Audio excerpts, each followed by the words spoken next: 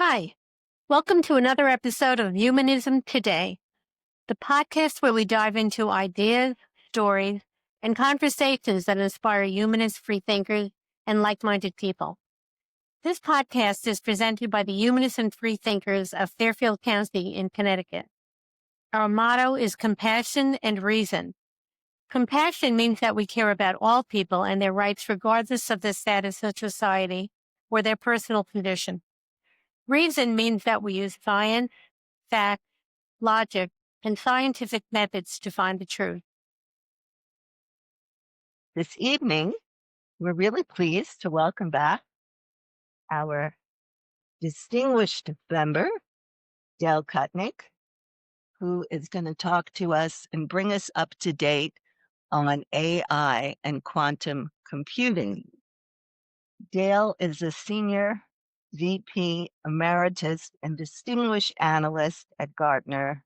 He's worked with CIOs and senior business executives around the world to help them better manage and exploit technology and information to drive business transformation, but more importantly, to advise what is in store for them in the future.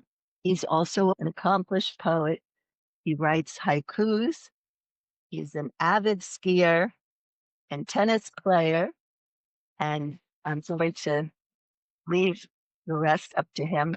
Thanks a lot, Anita. And by the way, I retired from Gartner a couple of years ago, so I'm now mostly spend my time with my not-for-profits on boards and doing a little bit of advising, but I'm not officially a capitalist in the business world anymore.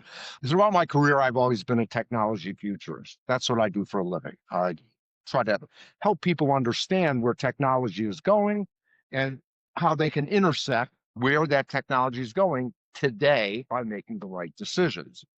So for the next half hour or so, we're going to talk about two things that are going to affect all of our lives, although in different measures and in a different time frame. I think AI is probably going to be one of the most profound changes that we will see during the next 10 years. Quantum computing, we'll get into in a bit, will be an important technology, but not anywhere close to the impact of AI or something I'm not going to talk about directly, which is genetic engineering, because that is going to have kind of, I'm wondering if I think out maybe 25 or 30 years, is genetic engineering going to have more impact than, for instance, AI? And the answer is they're going to come together, right? The way we're going to do genetic engineering, as an example, when I guess it was 4 years ago now, hard to believe, the COVID vaccine, the way it used to take 2 years to synthesize a substance that might be a vaccine. They did it in weeks by eliminating it was early AI, but by eliminating some of the variables and figuring out what is going to attack that spike protein. But I will tell you, interesting anecdote. For those of you who don't really understand what mRNA vaccines are, I want you to think about this building, right? And the kitchen is one room. The mRNA vaccine from either Moderna or BioNTech both do the same thing. We take an injection, it finds the right cells, in this case T cells, in your bloodstream. They had created a molecule that gets through the cell wall, goes and finds the kitchen, and says, you're going to make antibodies that look like this. We just reprogrammed your T cells.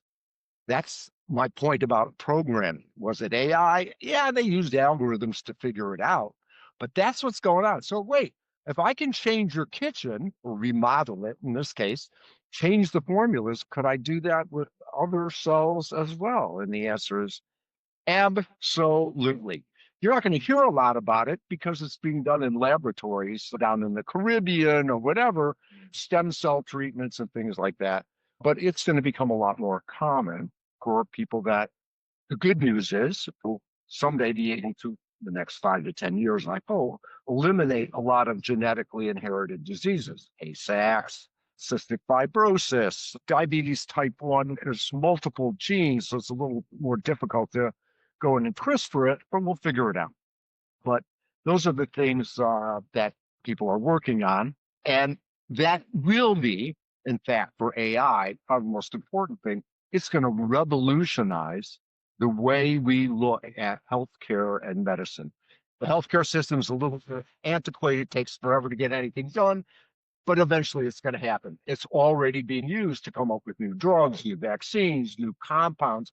MIT, for instance, using AI, has managed to project, it hasn't synthesized all of them yet, 1,000 new alloys. If you think of the periodic table, 100 plus elements, yeah, let's put them together in some different ways and understand how they're going to interact. Kind of if you mix tin and iron, you get steel, a totally different thing. That's what alloys are all about. AI, in many ways, is the new alchemy.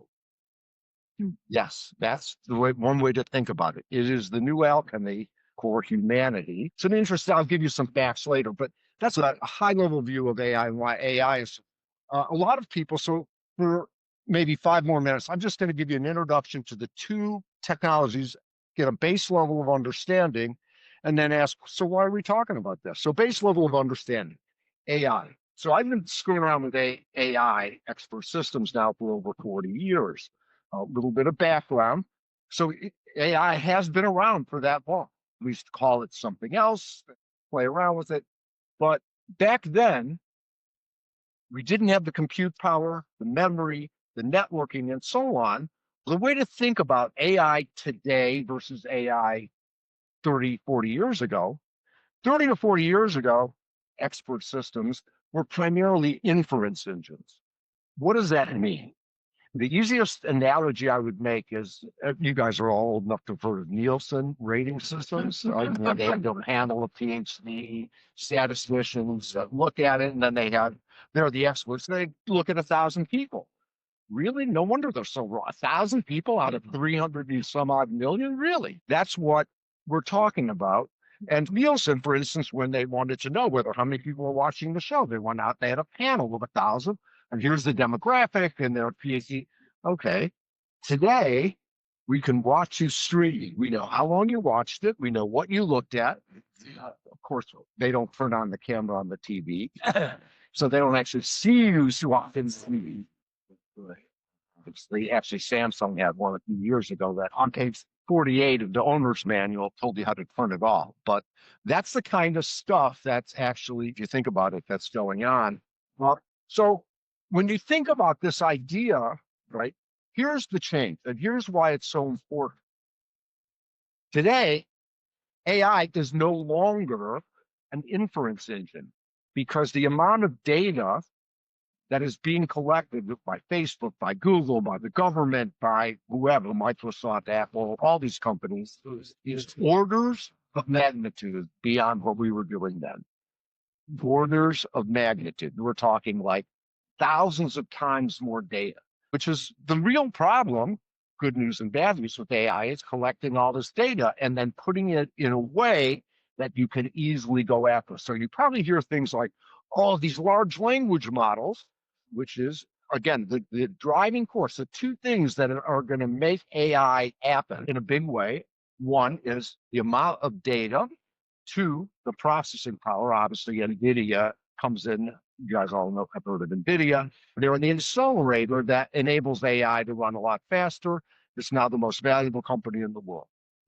Okay, that's NVIDIA. And yes, that's interesting. But what if we did the same thing? So if we think about it in television, they don't send every one of those billions of pixels across. What they do is they compress them, right? They send them information that's changed. So you're not sending a billion pictures 30 times a second, which is what the refresh on the TV. You imagine the bandwidth, holy cow. Instead, what they do is, oh, this is all white space for the next 20 pixels. Start white, and that's the way they do it. So instead of sending a bazillion bits, they compress it. But they don't compress it by taking things out so much. They compress it by summarizing what it looks like. And as long as the fidelity is good enough, you don't notice the difference. Processing power, it may be thousands of times what it was then, but it's cheap. We'll just run it like crazy. That's what certainly if you looked at a chat GPT, it's probably the leading AI product, although Google's coming up with Bard, and now they've got another one that they call it. Apple's got one, Microsoft. These are all helper bots, is the way to think about it. They have all those available. But look, I've gone to DALL-E, which is a derivative of OpenAI, and I've actually written haiku poems using AI. Pretty damn good. I was shocked. I've done pictures. Had to draw, my daughter and I had to draw a diagram on, you might remember a few years ago, it's actually, I think, going to accelerate. We were talking about it before, about banning books in Texas and Louisiana. Everybody heard of Fahrenheit 451? I guess, yeah, that's about book burning. The temperature of books to combust is 451 degrees Fahrenheit. That was the name of the movie.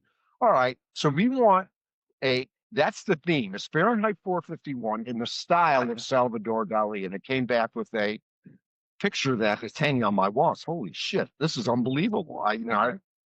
Salvador Dali did it. I'm not sure he could have done it any better. But those are the kind of things that you can do. And of course, there'll be drug discovery. We talked a little bit about that. My son-in-law uses ChatGPT now, OpenAI, specifically for programming, to do his documentation, to do error checking, to do things like some of the intrusion detection. He does documentation, as I said. It's a pain in the ass. But he'll use it to check the programs and to actually run trial tests to see if they can break in. That's obviously you're going to release the program in the crypto area. You want to make sure that it's pretty safe. You can actually do this with ChatGPT. Other people use it for writing letters. My friend of mine teaches at Harvard had some ChatGPT write his college essay from 50 years ago. He said it wasn't even close. He did get into Yale, but it was so much better than what I was able to do. And I wouldn't have been able to recognize it except there were no spelling mistakes. That's a joke. Anyway, so if you think about where AI is going, and oh, by the way, so that's a little bit of background.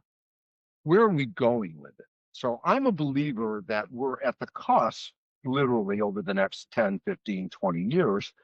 There's no doubt that AI, using powerful computers, we'll get to that in a minute, will surpass what humans' knowledge capabilities across the board. In my mind, there's no doubt. What's left of humans will be capricious behavior. I'm joking a little bit here, but probably not on much. It's purely rational. It's purely based on human beings can't possibly, to give you an idea, in genetic engineering, the human body contains 30 plus trillion cells, and at least that many bacteria and viral and other kinds of cells. Great. A true genetic profile, including everything that a deep one, not 23andMe, is somewhere in the 5 to 10 terabytes, right, of data. One genomic profile. If I throw in all of your other imaging, if you think of your patient record, it might be 20 terabytes. That's one. And so if I'm a doctor trying to compare and look at population, genetics, disease spread, et cetera, and I'm looking across this, 30 trillion times, 20,000, 100,000 citizens, you got the idea. There's no human being that can look at that and figure it out. That's where AI is going to come in.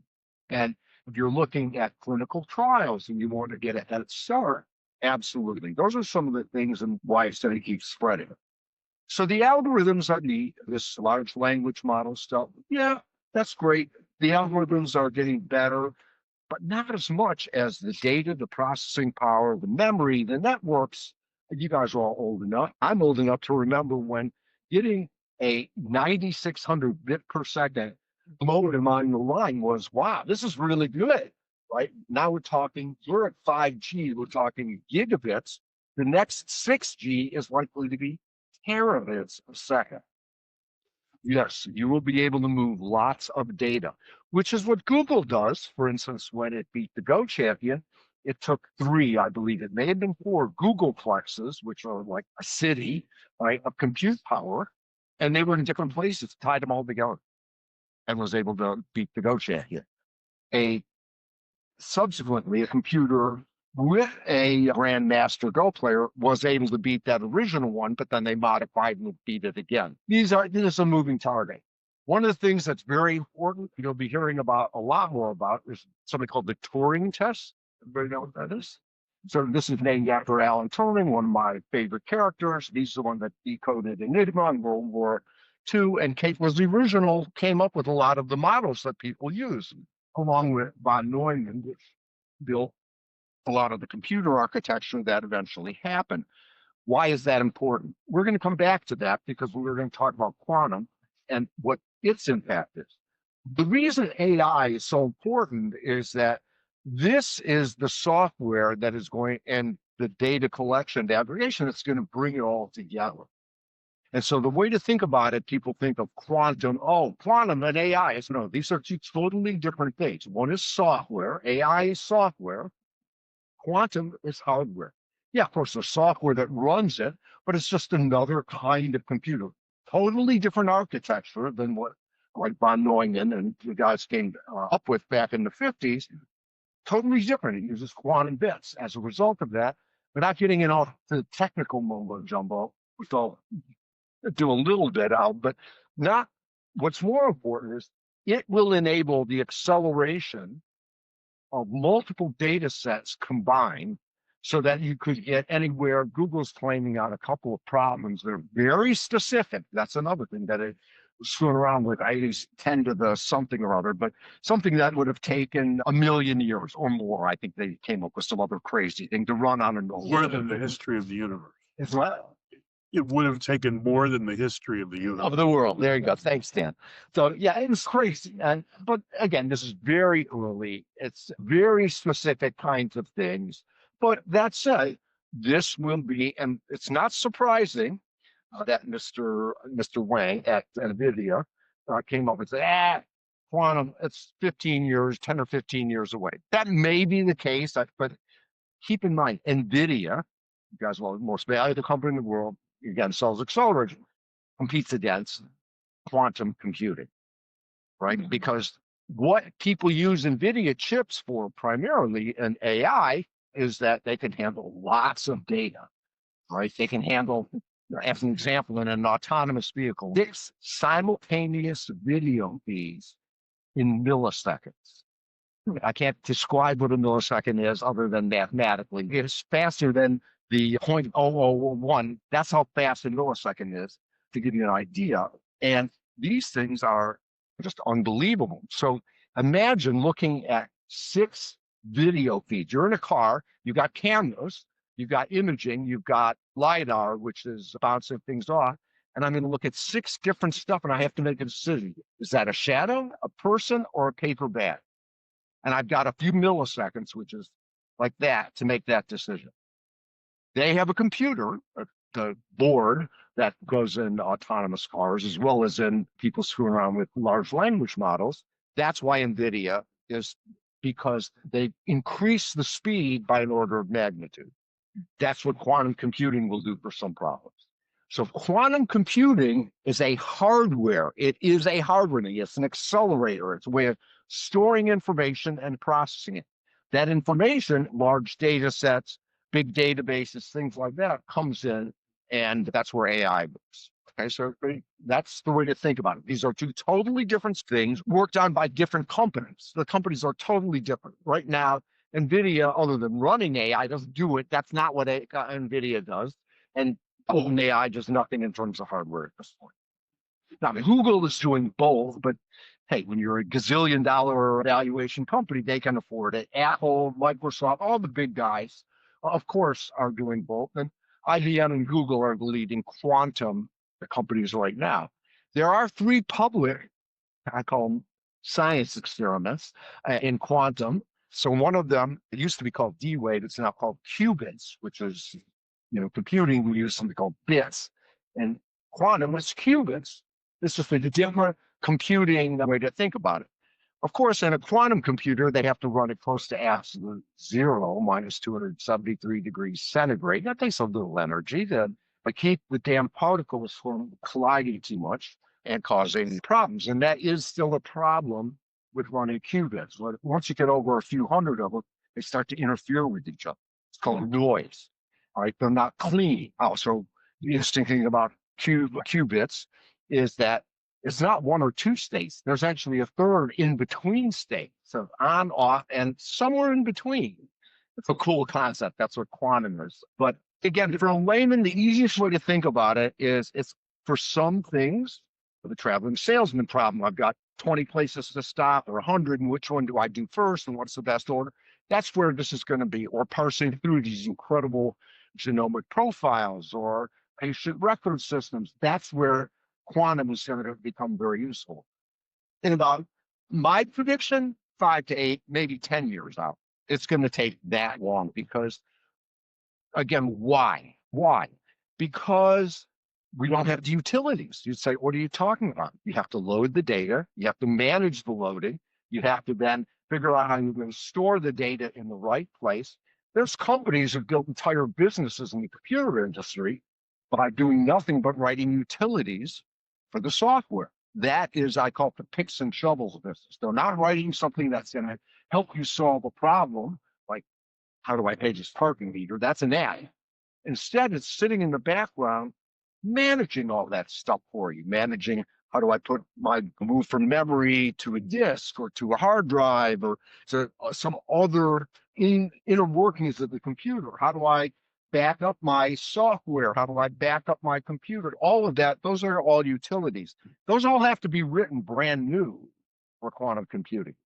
There's 3 public companies. I call them public venture capital companies. So one of them I mentioned, Qubit's been in business for 25 years. Their current revenues as of the end of last quarter looked like they were going to come in somewhere in the $10-15 million range. There's another company called IonQ rather. That's down. And by the way, these companies had a big run. So it got cratered. So the companies had gone up from the middle of last year to the end of last year about 400%.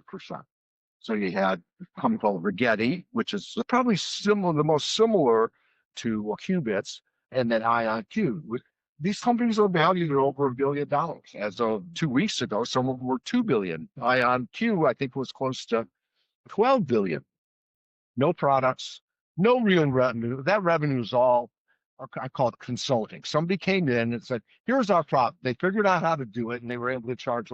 These companies have been in business like IonQ, I think it was 2017, 18, something like that. I may be off by a year or two, but it's been in business for 6 years, and they're still doing, maybe this year will do about 50 million in revenue. It's valued at, it was at 10 billion. Is that, wow, that's what I call public venture capital. And so it's going to take some time. By the way, most of these little companies, if they got something, it'll get bought by Google or IBM or Microsoft. We're already doing this. These guys have been spending years and again, hundreds of millions, if not billions of dollars on doing this. It's unlikely that some little company is going to eke their way in. One probably out of 4 or 5, there's 3 public companies, will probably make it or get close. I think ChatGPT, OpenAI, that was an original company, of course, endowed with billions of money from various sources, venture and so on. It's unlikely that's going to happen in the quantum space. It's possible one of these 3 or 4 companies might get in there, but I'd put my money on Google or IBM. Again, IBM understands computing. It'll figure it out. IBM knows how to cool things, since it had to do it with mainframes in the past. So IBM knows how to do that. We'll see, but more than likely, it's going to be the big guys. The little guys come up with something, they'll get bought. That's cheap. So that's a quick run through. So one of the things that I did want to talk about in AI, the most important thing is the data. It's all about the data. And this is going to get us into some interesting ethical issues. If you think about how much data is being collected, I gave you an idea of what a health record. You don't want to know what the CIA or the other 3-letter acronyms that we don't even know here amount that they collect. We think the Chinese collect a lot, and that's because we know all information in China goes to the government. All data from whether it's Alibaba or Tencent, you name it, it all goes to the government. And they've made that clear. Some debate about whether TikTok data goes to the government or not, but That's debated. I don't know. But for sure, they make no bones about it in China. And this will be an existential question, by the way, because the idea of regulating AI is absurd. Let me repeat that. The idea of regulating AI is absurd. It's an open source software product, right? It's not something you make like a gun and you say, I'm banning guns. Good luck. How do you ban software? OpenAI is an open source. It's already out there. Millions of licenses have been sold. And so you've got the basis on it. You derive. The thing that drives AI is data and data.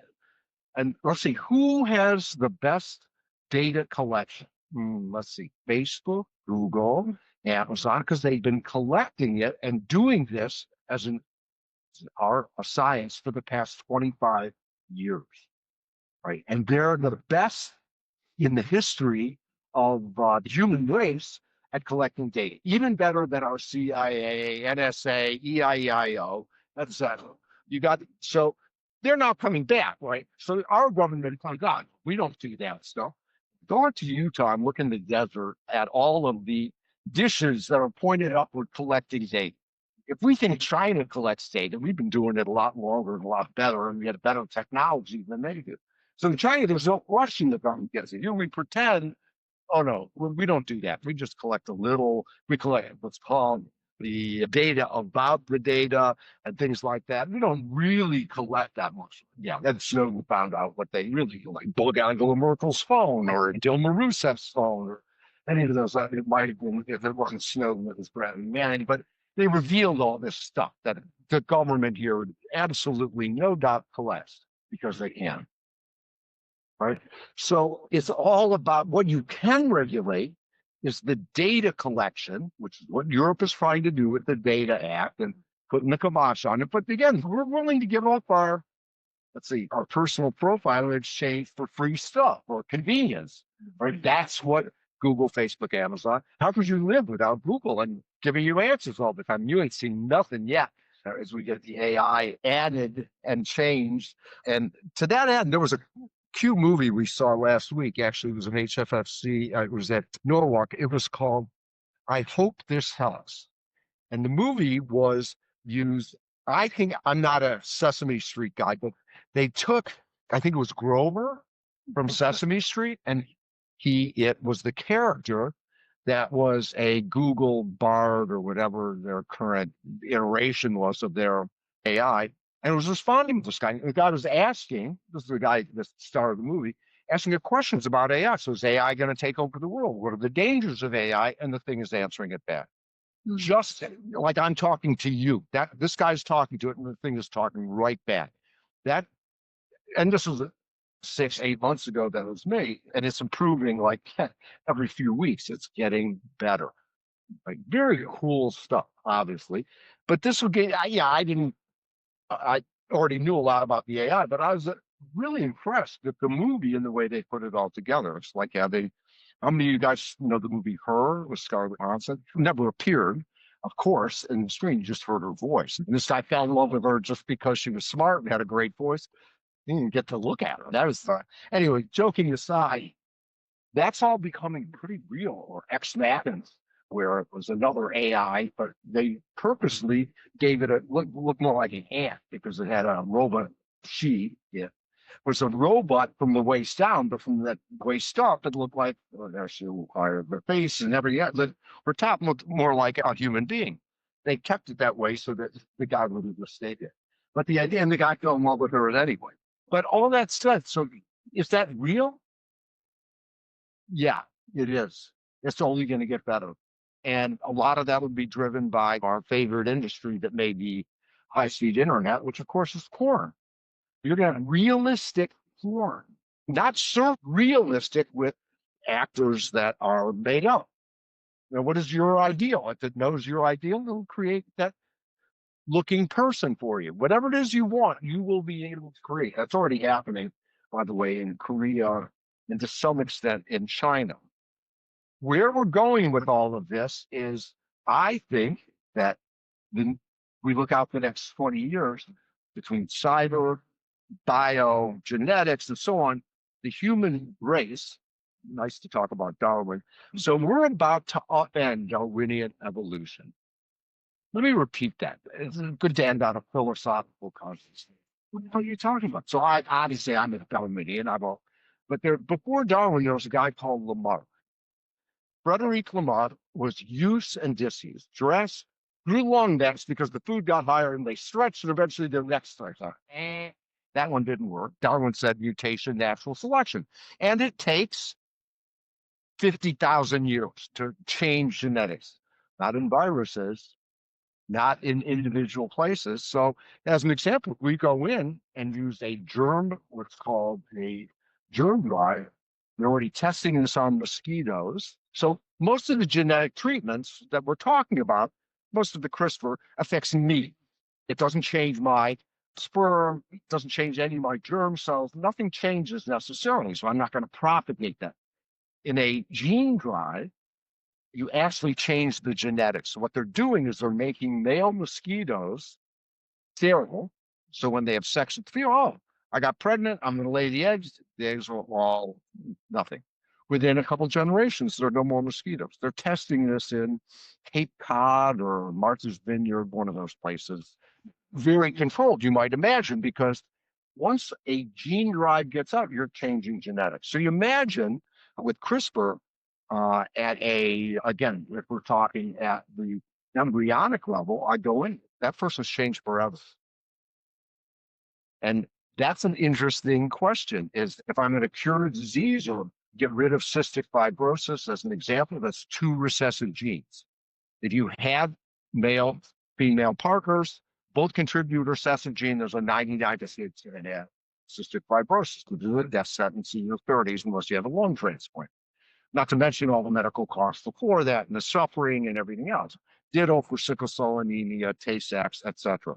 How about if I change that, right? In other words, you do a genetic test, the partner, each one has a recessive gene. Great. There's a 25% chance, Mendelian genetics, that your kid's going to have it. Great. Do in vitro. We'll pick out the 3 out of the 4 that don't and let them go to fruition, except in Alabama.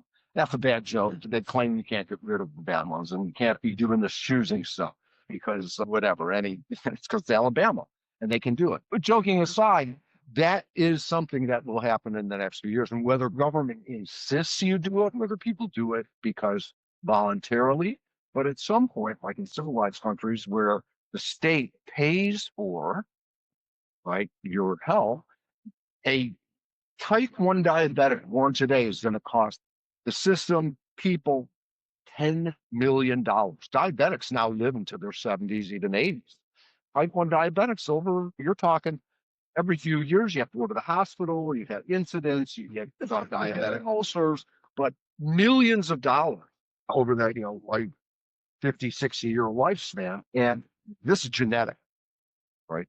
A lung transplant doesn't keep this country, you're talking $150,000, $200,000 easily, maybe more.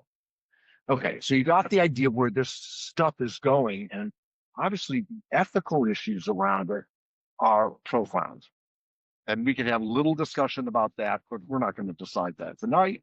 It's going to happen anyways, whether we like it or not.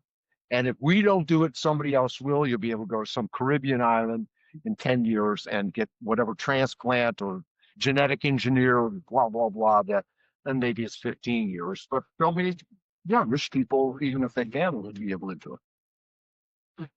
So that's the conclusion. AI is here to stay. It's not one of these flash in the pans you read in the news. Oh, yeah, I've been talking about. No, it's real this time. And as I said, passing the Turing test, which I alluded to before, but I'll explain it. The Turing test is if you put a computer and a human in a room and humans outside, try to guess which one by asking questions. Obviously, you can't ask, are you a computer? And right now, ChatGPT, OpenAI, and some of the other ones are already fooling it more than 50% of the time. Already fooling it more than 50% of the time. But if I showed you my haiku poems that I write about quantum and entropy and showed you what ChatGPT can do, you'd have trouble distinguishing. And I consider myself a good haiku. But the 575 is perfect. The thematic is perfect. It's not the way I want to say it, but pretty damn close. Or this picture that we drew, and this is just the beginning. Thank you very much. We are happy that you chose to watch a Humanism Today video. If you want to learn more about humanists and free thinkers of Fairfield County, or HFFC, or become a member, please go to hffcct.org. If you liked this video, you might like one of our videos above, or one of the other videos or podcasts at hffcct.org. Be sure to subscribe to our YouTube channel by clicking the subscribe button above. Until next time, keep questioning, keep learning, and keep thinking humanistically.